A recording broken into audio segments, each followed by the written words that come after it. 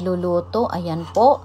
Pero, ang ginawa natin muna ay yung margarine natin, yun po ang pinanggisa ko po ng garlic, sibuyas at sinabay na rin natin yung corn beef po. Tapos, meron akong sinalang kanina na tubig.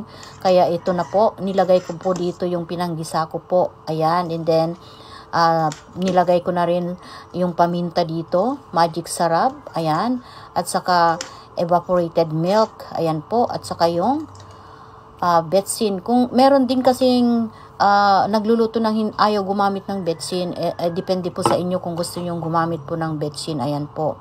Kasi meron din kasi hindi gumagamit ng betsin, ayan. At saka syempre, andito na rin po nilagay na rin natin yung macaroni po natin, ayan. Okay, nandito na po lahat ng sangkap mga guys, ayan. Kapag medyo maluto na po yung macaroni natin guys, pwede na natin ilagay po yung mga mixed vegetable natin. Ayan po, yung mga nahiwa-hiwa natin ng maliliit na mga vegetable. Kaya hintayin natin na medyo maluto po yung ating macaroni para mailagay na natin ang ating mga vegetable po. Kaya diyan lang po kayo.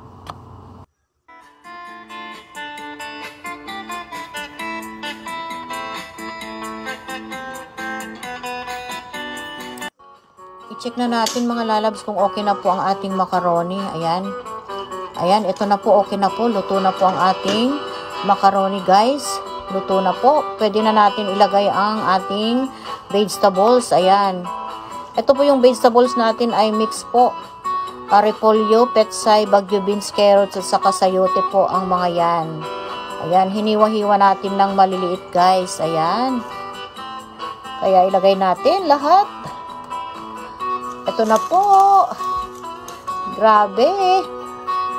Simpleng luto po ng sopas pero napakasarap po. Very delicious guys. Ayan, tignan nyo naman po. Thank you so much for watching. Ayan, halo-haloin lang natin. Looks delicious na. Sarap. Ayan, hintayin natin na medyo maluto konti, half yung ating vegetables na nilagay. Ayan po.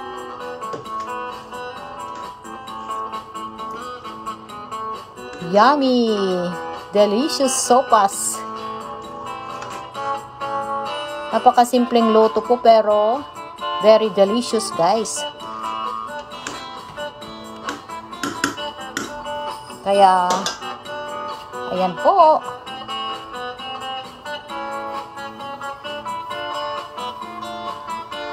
Ito na po ang ating simpleng luto ng sopas guys.